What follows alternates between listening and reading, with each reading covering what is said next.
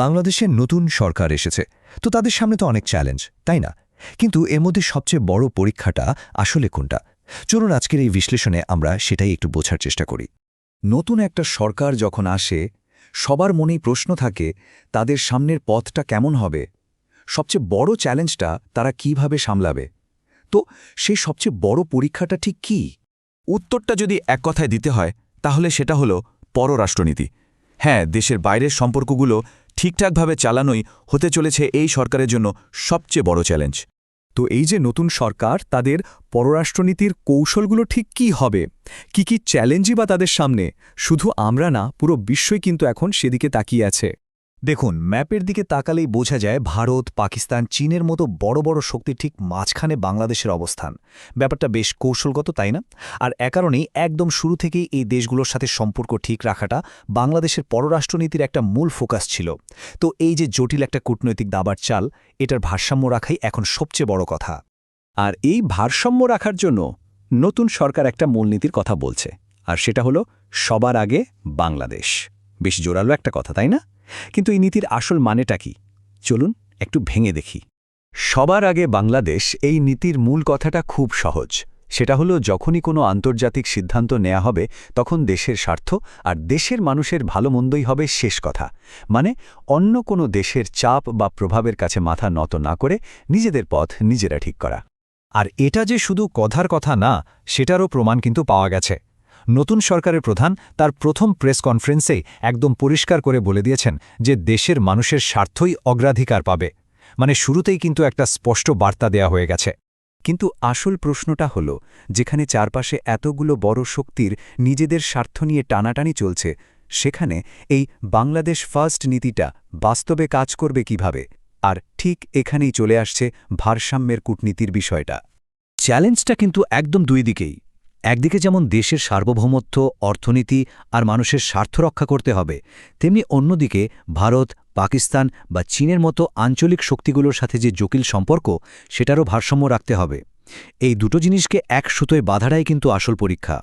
আর এই ভারসাম্য রক্ষার চেষ্টার প্রথম একটা ঝলক কিন্তু আমরা দেখতে পাই নতুন মন্ত্রিসভার শপথ গ্রহণ অনুষ্ঠানে। এটা কিন্তু শুধু একটা নিয়ম রক্ষার অনুষ্ঠান ছিল না, এর ভেতরে একটা বড় কৌশলগত বার্তাও ছিল। শুধু একবার অতিথিদের তালিকাটা দেখুন। একদিকে আছেন ভারতের পররাষ্ট্র সচিব আর লোকসভার স্পিকারের মতো বড় কর্মকর্তারা, আবার ঠিক একই অনুষ্ঠানে আছেন পাকিস্তানের উপপ্রধানমন্ত্রী। ভাবা যায়? চিরপ্রতিদ্বন্দ্বী দুটো দেশের এত বড় মাপের প্রতিনিধিদের এক মঞ্চে নিয়ে আসাটা কিসের ইঙ্গিত দেয়? এটা পরিষ্কার বুঝিয়ে দেয় যে নতুন সরকার আঞ্চলিক ঝগড়া বিবাদ থেকে দূরে থেকে সবার সাথেই সম্পর্ক ভালো করতে চায়। কূটনীতির এই খেলার বাইরেও কিন্তু আরেকটা বড় চ্যালেঞ্জ আছে, সেটা হলো দেশের ইমেজ বা ভাবমূর্তি আর বিদেশি বিনিয়োগ। আর বিশ্লেষকরা বলছেন এ দুটো জিনিস কিন্তু একটার সাথে আরেকটা ওতপ্রোতভাবে জড়িত। বিশেষজ্ঞদের মতটা খুব পরিষ্কার। দেশের অর্থনীতিকে যদি এগিয়ে নিতে হয়, তাহলে সবার আগে আন্তর্জাতিক মহলে বাংলাদেশের ভাবমূর্তি ঠিক করতে হবে। কারণটা সহজ, একটা দেশের ইমেজ যদি ভালো না থাকে, তাহলে বাইরের বিনিয়োগকারীরা সেখানে টাকা ঢালতে ভরসা পায় না। সুতরাং কৌশলটা অনেকটা দুই ধাপের একটা সিঁড়ির মতো। প্রথম ধাপ, দেশের সুনাম ফিরিয়ে এনে একটা নামপিকা বা আস্থার পরিবেশ তৈরি করা। আর সেই সিঁড়ি বেয়েই আসবে দ্বিতীয় ধাপ, মানে কাঙ্ক্ষিত বিদেশি বিনিয়োগ। বিশ্লেষকরা মনে করছেন অর্থনৈতিক অগ্রগতির জন্য এই পথটা ছাড়া আর তেমন কোনো উপায় নেই। তো চলুন এখন আমরা কয়েকজন বিশেষজ্ঞের মতামতের দিকে নজর দিই। তারা এই পুরো পরিস্থিতিটাকে কিভাবে দেখছেন আর তাদের পরামর্শগুলোই বা কী? যেমন ধরুন সাবেক রাষ্ট্রদূত মোহাম্মদ শফিউল্লাহ, তিনি ভারতের সাথে সম্পর্কের ব্যাপারে খুব সাবধানে এগোনোর কথা বলছেন। তার মতে ভারতের সঙ্গে সার্বভৌমত্ব ও স্বার্থ রক্ষা করে কাজ করতে হবে, তাড়াহুড়ো করা উচিত হবে না। মানে তার কথার মূল সুরটা হলো সম্মান আর স্বার্থের প্রশ্নে কোনো রকম আপোষ করা যাবে না। তার মানে সংক্ষেপে বলতে গেলে তার পরামর্শ হল ধৈর্য ধরে আত্মসম্মান বজায় রেখে কূটনীতি চালাতে হবে, যেখানে দেশের স্বার্থটাই থাকবে সবার আগে, আর কোনো সিদ্ধান্তই হুট করে নেওয়া চলবে না।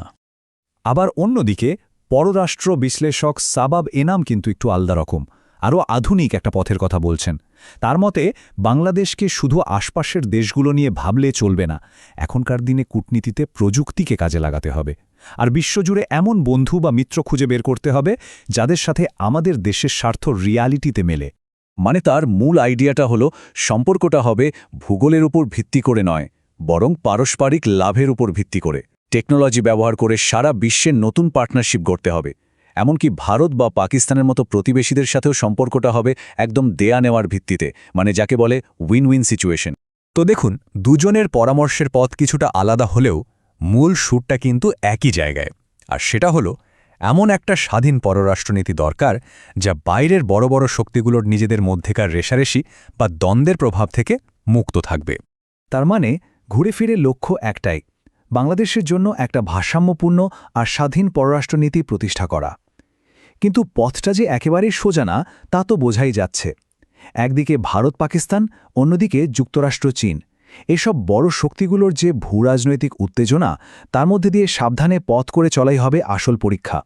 এখন শেষ প্রশ্নটা হলো, নতুন সরকার কি এই যে একটা জটিল কূটনৈতিক দড়ির ওপর হাঁটার মতো চ্যালেঞ্জ, সেটা সফলভাবে পার করতে পারবে? কারণ বাংলাদেশের ভবিষ্যৎ কিন্তু অনেকটাই এর ওপরই নির্ভর করছে।